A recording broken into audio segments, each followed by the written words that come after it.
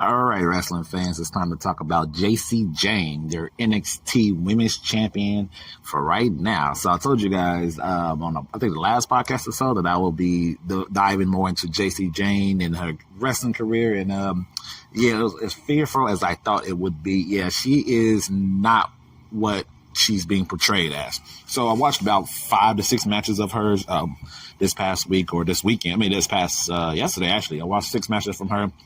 And out of those matches, she was outshined by her opponent 3 out of the 2 matches that she wrestled.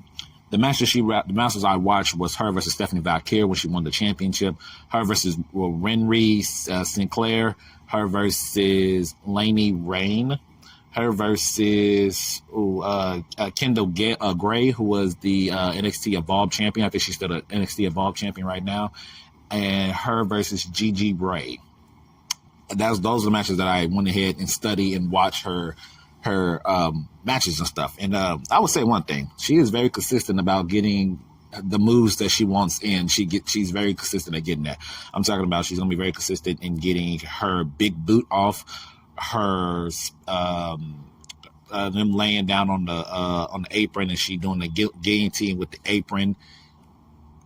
She's good with the, what was another one? I forgot what the other move was. It was they sit up and then she gives them a side kick while sitting down on the ground. She's good at that. And then of course whenever she hits her finisher, which is I forgot the name of it. It's a rolling elbow, pretty much. It's a rolling knockout punch is pretty much what it is. She's very consistent at hitting her signature moves in every single one of those matches. She's hit the exact same move every single time. There was not a one beat that she did not miss about hitting that move.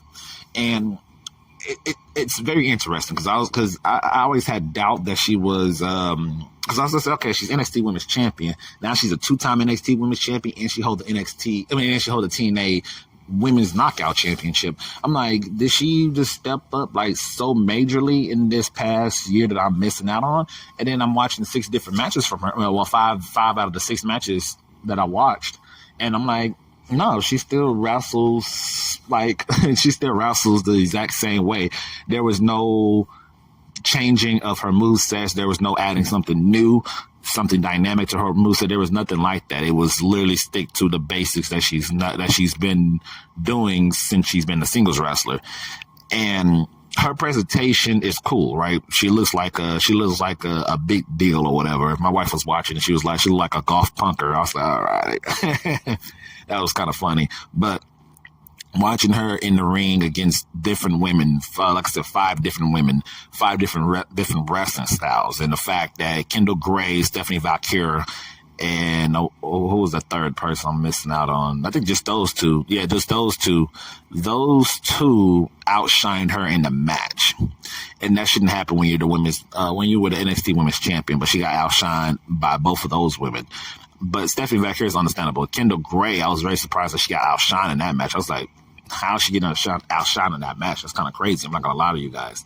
So with that being said, moving forward, what was my thought process with her? Is she's really not who she's supposed to be. She's not the NXT Women's Champion that will step it up that I've seen, which is not good for anybody involved. I'm trying to make sure that was the only matches I watched. I'm pretty sure. No, I put 3 here and then 3. Okay. She's not the women's world champion that would dominate her competition. She's not like that at all. That's not her character. That is not her role as the NXT Women's Champion. They was calling her, doing her first title reign. Doing the title reign, it was like she's the most beatable champion in NXT. And then I'm watching these matches, I was like, I can see that. I can definitely see that. Her moveset doesn't scream women's world champion. Her moveset's very basic. Like I said, she sticks to her consistency of using the exact same moves. Nothing changes, nothing at all. She's going to stick to these moves. And if you, in kayfabe wise, if you're paying attention to her matches, you should be able to counter all her moves because that's all the moves that she has. Kayfabe wise. But she's a mid-tier, solid in-ring wrestler. She's one of those women that if they get called to the main roster, I don't expect her to win the women's the women's championship or the women's WWE championship or the women's championships. I expect her to be competing in the Intercontinental and United States Championship scene, which there's nothing wrong with that. That's exactly what her role is. The entitled fatal influence and stuff, for me, it feels like they're hiding her because without a group, she doesn't stand out on her own. And that's where the negativity comes from. No group, she can't stand out on her own. She's not interested by herself. She needs a group to actually help her get over the top. And when she went against the Involved champion, Kendall Gray, that matchup, the fact that she had to use the fatal influence to help her win the match, it says a lot.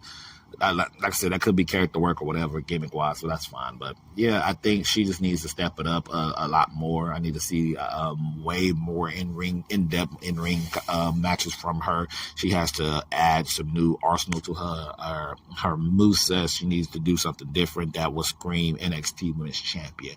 That screams, I'm not just a transition champion. I'm one of the best in the world or something like that. Well, at least the best in NXT and then involved in the development.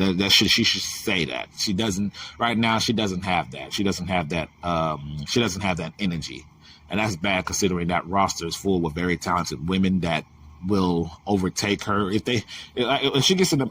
Like if she gets in the match with Kalina Jordan, which I'm assuming they did have a match against each other because they said it on the thing, so I didn't get to watch that match. But I know Kalina Jordan, I know she clearly outshined her. I already know because I've seen Kalina Jordan how she wrestles, high flyer, take risks and stuff like that. I know she outshined her. So I know she's going to get outshined by her. I know she'll get outshined by Jada Parker in a match. I know she'll get outshined by Lola Vince in a match. I'm not talking about 1v1s matches, by the way. I know if she gets in there with Maria May, she's going to get outshined. It's like it's okay if I have a transitional champion that you're just putting the title on her for now, but moving forward in the future, you got to do something different. Got to be something different. That's just my personal take on Jacy Jayne, though. Y'all let me know what y'all thinking about her. Is my analysis right or wrong? Just let me know down in the comment section. I'll catch you on the next one.